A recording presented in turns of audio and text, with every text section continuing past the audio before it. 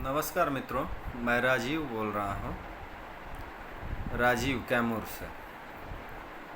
और जैसा कि आप लोग जानते हैं कि कल हम लोगों का आंदोलन प्रस्तावित है 16 अप्रैल को सरकार की गलत नीति जो नियमावली 2023 आई है उसके विरोध में।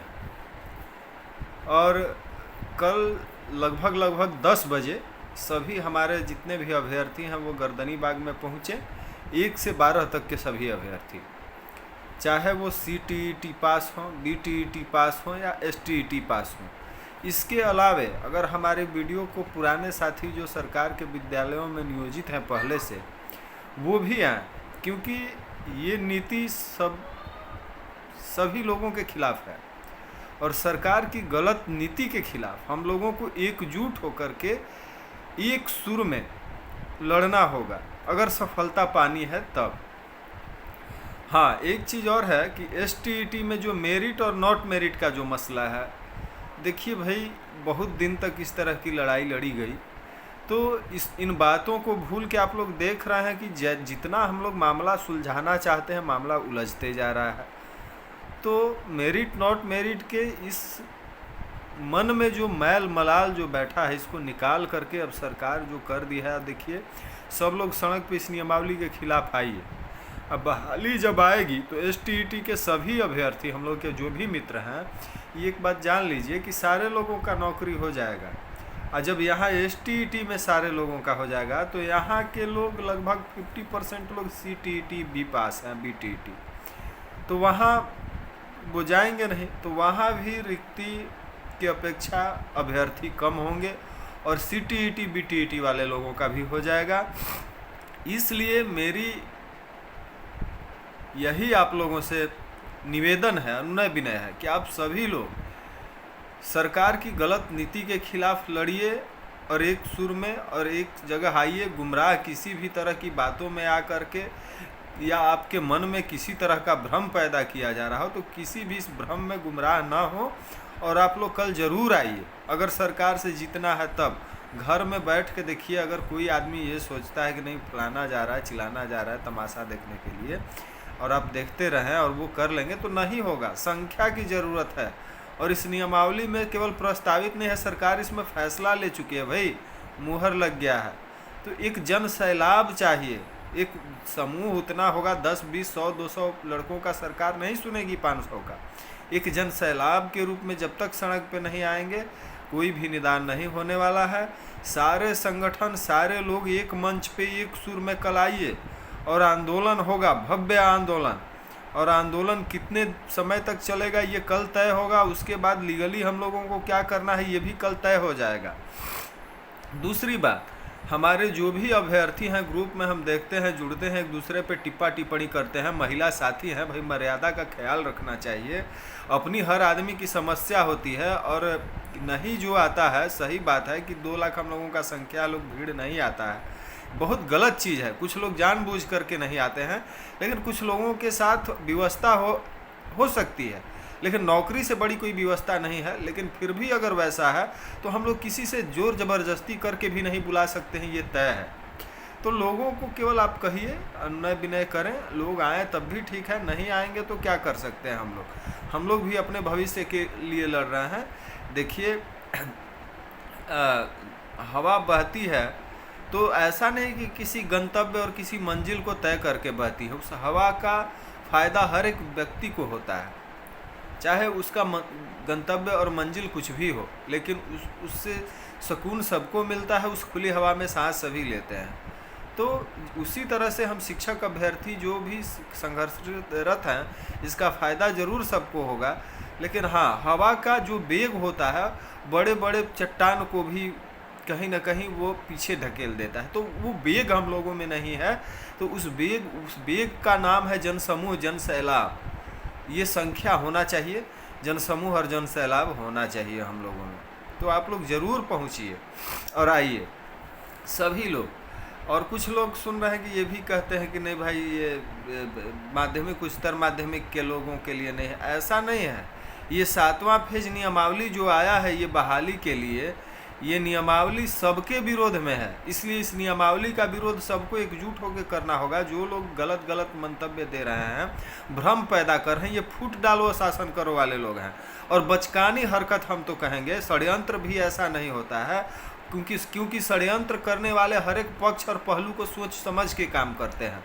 इनको हर एक पक्ष और हर एक पहलू का ज्ञान ही नहीं है इन लोगों के पास, तो ये क्या षड्यंत्र करेंगे? ये बचकानी हरकत कर रहे हैं, इन लोगों के पास दूरदर्शिता नहीं है।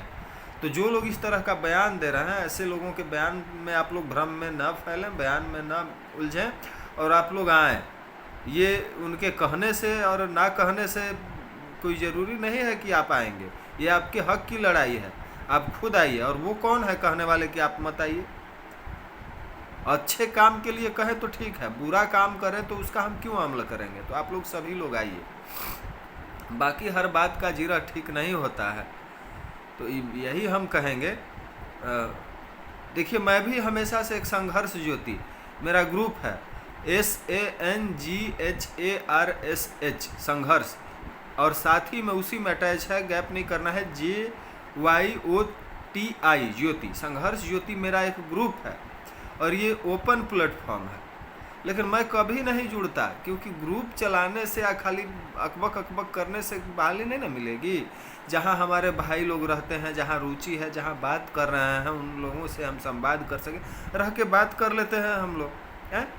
तो यही होना चाहिए, एक दूसरे से भाई राय लीजिए, राय दीजिए, सहयोग कीजिए। ऐसे ना होगा। सरकार की बिहार में स्थिति क्या है आप लोग देख ही रहे हैं, हमेशा दिग्भ्रमित करके शासन करना, और दिन पे दिन बिहार की स्थिति जर्जर सरकार करते जा रही है। और ऐसी स्थिति पैदा करके कहती है कि पैसा नहीं है, और इसका ठेकरा हम लोगों के माथे पे फोड़ती है, गोल गोल घुमाती है सरकार। जो बहाली नियुक्ति करना था परीक्षा में डाल करके, और सरकार इसको फंसाने के प्रयास में है। आप लोग देख रहे हैं कि कई एक तरह का बयान भी आ रहा है। एक हमारे पप्पू यादव जो हैं, वो कहे थे कि भाई शिक्षकों का आप बार बार परीक्षा लीजिएगा, डीएम जो हो गया उसका परीक्षा लीजिएगा, पास करेगा बाद में। तो उनका कहना सही था। उन्हीं के बयान पे हमारे शिक्षा मंत्री प्रोफेसर चंद्रशेखर जी ने कहा कि किसी का बयान आया है तो डीएम का पढ़ना पढ़ाना काम नहीं है, वो भले पास नहीं होगा यूपीएससी, लेकिन शिक्षक का पढ़ाना काम है। अरे भैया प्रोफेसर चंद्रशेखर जी, अब क्या कहें, आपके जैसा शिक्षा मंत्री बिहार के इतिहास में नहीं हुआ होगा। आप इस तरह की गलत बयानबाजी कहते हैं। शिक्षा का समझ है, नियमावली कहीं बनाया गया है। देखिए, जब भी कोई परीक्षा होती है तो उसमें लोगों के प्रेजेंस ऑफ माइंड, उनके नॉलेज का और एक्स्ट्रा ऑर्डिनरी लोगों का चयन किया जाता है, और वो हम शिक्षक हैं। सीटेट, बीटेट, एस्टेट, ये पात्रता परीक्षा लेके एक्स्ट्रा ऑर्डिनरी लोगों का चयन हो चुका है।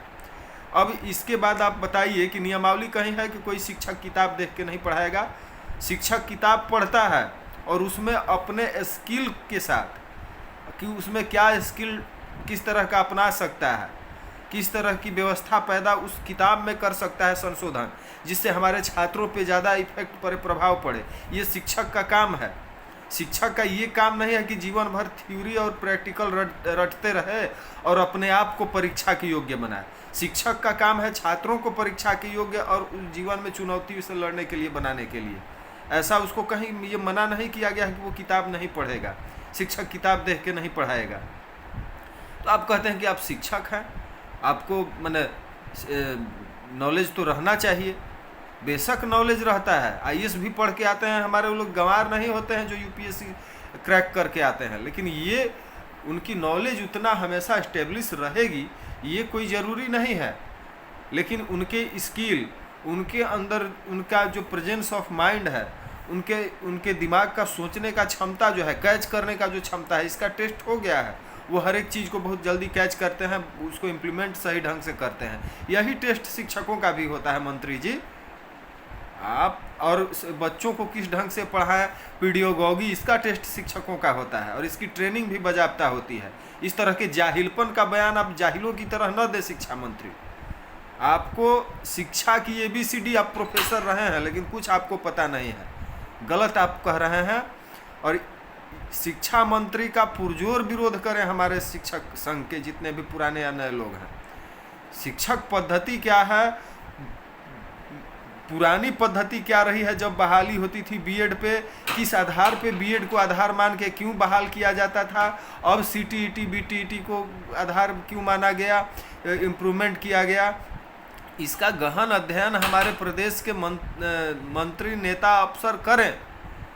और हम नहीं समझते हैं कि कोई भी नेता कर रहे हैं। गलत रणनीति के तहत आखिर अस्थायित्व जीवन में एक चीज़ होती है, ठहराव एक चीज़ होता है, और किसी भी चुनौती को पार करने के बाद एक व्यक्ति एक अस्थायित्व की ओर आता है, एक प्रयोग की तरफ बढ़ता है, न कि खुद वो प्रयोगकर्ता बन जाता है, ना कि प्रयोग की सामग्री होता है। तो शिक्षक एक प्रयोगकर्ता हो जाता है, और आप आज भी उनको परीक्षा में ढकेल करके प्रयोग की सामग्री बना रहे हैं। छात्र हम शिक्षक हैं और छात्र हमारे प्रयोग की सामग्री हैं। उनमें ज्ञान का अलग अलग प्रयोग करके उनके दिमाग को विभिन्न तरह से, उनके दिमाग को हम लोग इंक्रीमेंट देते हैं, उनके दिमाग में एक चेतना पैदा करते हैं कि वो किस तरह से समाज की एक बेहतर नागरिक और अपने जीवन के प्रति एक जिम्मेवार व्यक्ति बन सके, आगे बढ़ सके, समाज को कुछ देने लायक बन सके। तो उन पे हम प्रयोग करते हैं, आप शिक्षकों पे प्रयोग करने लगे। क्या जाहिलपन है भाई। तो इस सारी मांग को, और ये व्यवस्था बहुत गंदी है और गलत है, इसके खिलाफ आप सभी हमारे अभ्यर्थी भाई जो हैं सड़क पे उतरें। ये सरकार ठग रही है। आप लोग कहीं ना कहीं कुछ हमारे मित्र हैं कि नहीं परीक्षा होगा, ठीक है बीपीएससी से, कितना आप लोग सुन ही रहे हैं कि बीपीएससी से 20,000 तो 30,000 ये मानदेय आ रहा है। अब पैसा ऐसा थोड़ी है कि हम लोग मूल मानदेय के योग्य नहीं हैं। हम लोग जो परीक्षा पास करके सीटीईटी या बीटीईटी या एसटीईटी आए हैं वो मूल परीक्षा के योग्य नहीं है। तो इस मांग को लेके देखिए आप लोग सड़क पे आइए, और सरकार से लड़ना होगा हम सभी लोगों को। अब क्या कहें बाकी इससे आगे। गुमराह मत होइए आप लोग। सरकार गुमराह कर रही है, गुमराह होने की ज़रूरत बिल्कुल भी नहीं है। सरकार हम लोगों को गुमराह कर रही है, परेशान कर रही है, और आप लोग सरकार के गलत बयानी में धोखे में मत आइए। ये नेता लोग, जितने अफसर लोग हैं, हम लोगों को कहीं ना कहीं गुमराह करने का काम कर रहे हैं, और इसमें फंसना नहीं है। बाकी विशेष फिर बोलेंगे, कितना वीडियो में बोले, लंबा वीडियो हो गया है। बाकी इससे ज़्यादा क्या बोलें। आप लोग पहले कल आंदोलन में आइए, और जो भी लोग हमारे इस वीडियो को देखेंगे, जो भी उनके संपर्क में लोग हैं, उनको आप लोग मोटिवेट करें, और वो भी आएँ आंदोलन में, उनको ले के आप आएँ। और वीडियो आप लोग भी बनाइए मेरी तरह, ग्रुप में फेसबुक व्हाट्सएप पे अपने डालिए। और बिहार सरकार से पुरजोर ढंग से लड़ना होगा, और लड़िए। मैं देखिए, मैं पटना में आ गया हूँ, और थोड़ा सा असहज महसूस कर रहा था, इसलिए मैं कहीं जा नहीं सका। तो कल सुबह से मैं इन गतिविधियों में लगूंगा। हालांकि कल रविवार का समय है, सारे कार्यालय ऑफिस बंद रहेंगे, और माइंडसेट होता है ऑटोमेटिक आदमी का कि संडे है तो कोई अफसर नेता भी मिलेंगे कि नहीं, ये मैं नहीं कह सकता। लेकिन मैं 2-4 दिन ज़रूर रहूँगा पटना में, जब तक कि इस मामले को मैं अपने स्तर से हर एक जगह से समझ न लूँ, हर एक जगह इसको पहुँचा न दूँ अपनी बातों को। और जितने भी हमारे नेतृत्वकर्ता या नेता हैं, जितने भी संगठन के सदस्य हैं, सभी लोग भेदभाव भूल करके, राजनीति भूल करके, एक दूसरे के प्रति द्वेष भूल करके काम करें। उस दीपक की तरह आप लोग देखते हैं, एक दीपक है प्रकाश करता है, दूसरा दीपक है ज़्यादा तो नहीं लेकिन थोड़ा प्रकाश का प्रभाव बढ़ता है। उस उदाहरण के साथ आप लोग काम कीजिए। अगर आपका कोई मित्र बहुत बढ़िया बात करता है, बहुत ज़ोरदार ढंग से सरकार की गतिविधियों पर नज़र रखता है और लड़ता है सरकार से, तो आप भी करें, और उसके कदम से कदम मिला के, ना कि उससे ज्वेलर्स का भाव रखें, करें। और इससे ज़रूर सफलता मिलेगी। नहीं मिलेगी तो इस सरकार को धूल चटाने का चुनाव में हम लोग काम करेंगे। हम लोग शाहाबाद रेंज से इस सरकार को उखाड़ फेंकने का काम किए हम लोग अभी स्नातक चुनाव में, नहीं देखे आप लोग। जबकि हमारा क्षेत्र आरजेडी बहुलक क्षेत्र और जेडीयू दोनों मिल जाने के बाद वोट बैंक की स्थिति अच्छी बनती है। लेकिन ये सरकार का दुर्भाग्य है, पतन अपनी कहता है ना कि विनाश काले विपरीत बुद्धि, इस सरकार की विपरीत बुद्धि हो गई है। ये नीतीश कुमार तेजस्वी को बर्बाद करने के लिए आए हुए हैं और तेजस्वी बर्बाद होना ही चाहते हैं, तो हम लोग क्या करें, दूध पीते बच्चे तो है नहीं। ये नियमावली से कितना बड़ा विरोधाभास और सरकार के प्रति कितना नाराजगी और निगेटिविटी लोगों के मन में फैल गया, बैठ गया है, इस बात को तेजस्वी जी ना तो समझ रहे हैं ना नीतीश कुमार। और इन लोगों को ये बात तब समझ में आएगी जब चुनाव आएगा।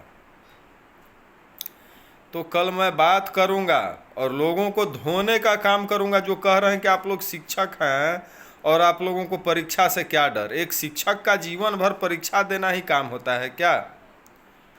कल मैं धोने का काम करूंगा। हर एक व्यक्ति का हर एक सही तरीके से और सही लॉजिक में जवाब है मेरे पास। आप लोग कल आइए। मैं अब रखता हूँ, वीडियो लंबा हो गया है। आप लोग कल आंदोलन में आइए और जो भी नेतृत्व करता है उनसे जुड़िए। मैं भी ग्रुप में रहता हूँ, देखूँगा।